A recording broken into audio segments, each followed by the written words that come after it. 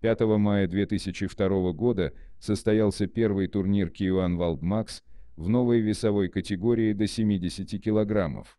8 лучших бойцов со всего света сразились за право обладания пояса чемпиона и чека на сумму в $200 тысяч. На турнире также принял участие японский боец Масата по прозвищу «Серебряный волк», на победу которого рассчитывали организаторы турнира.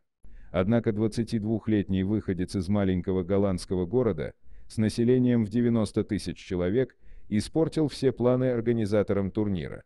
Речь идет об Альберте Краусе, получившего за свою зубодробительную манеру боя прозвище «Ураган». И если вы хотите узнать, как Краус ураганом прошелся по всем своим соперникам, то заваривайте чай, присаживайтесь поудобнее и готовьтесь к просмотру этого видео. Итак, поехали. В четвертьфинальном поединке Альберт Краус встретился с чертовски неудобным для него соперником. Речь идет о победителе отборочного турнира K1 World Max Океания Шоне Чапмане. Обладая ростом в 182 см, Шон был выше подавляющего большинства соперников в весе до 70 килограммов. Краус с ростом в 175 см и весом в 68 килограммов визуально выглядел меньше, чем Чапман, гонявший вес перед взвешиванием до боя.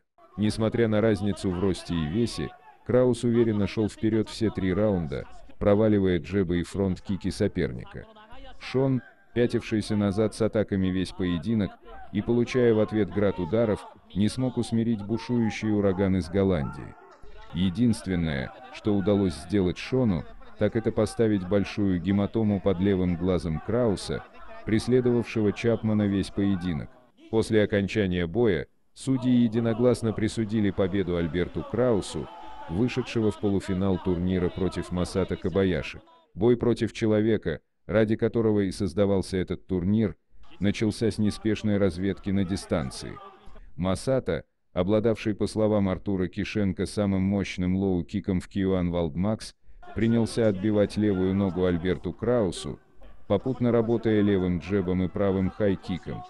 Краус, в свою очередь, просто шел вперед, атакуя Масата Кобаяши серийными ударами джеб-кросс или джеб-лоу-кик. К концу первого раунда Краус понял, что Масата начинает большинство своих атак именно с джеба, и потому незамедлительно отправил в нокдаун японского фаворита точным правым кроссом в подбородок.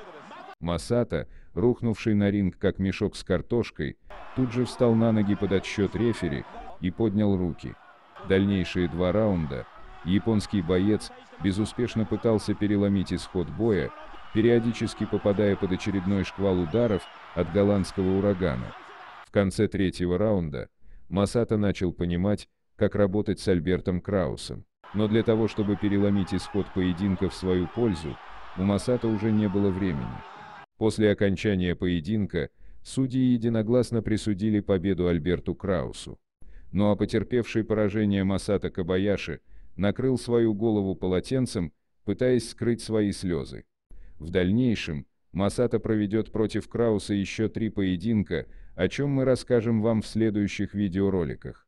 Ну а голландскому урагану предстояло провести финальный поединок против опаснейшего бойца из Таиланда, нокаутировавшего Такаюки Кахирумаки в полуфинале турнира. Речь идет о Каалане Каавичити, намеревавшегося покорить японский турнир и пополнить свою копилку достижений поясом чемпиона K1.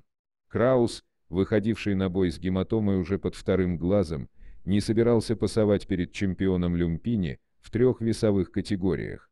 Обладая чертовски тяжелыми ногами, Каалан принялся отбивать корпус Крауса, вновь шедшего вперед как танк. Краус, в свою очередь, навязывал оппоненту размен на ближней дистанции и, пробив ураганную серию с рук по корпусу, с переводом на голову, нокаутировал Каалана уже на 50-й секунде боя. Спустя 3 минуты Краус в окружении перебитых им соперников принимал поздравления от организатора турнира, став первым чемпионом в K1 World Max.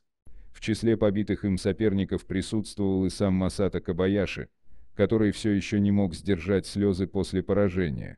Спустя 5 месяцев руководство K1 организует 2-й поединок между этими бойцами, о чем мы обязательно расскажем вам в следующем видеоролике.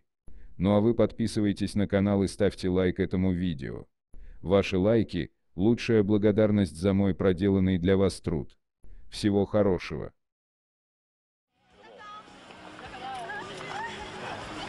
すごい人気ですね。はい。どうですか？まあ、まだまだ。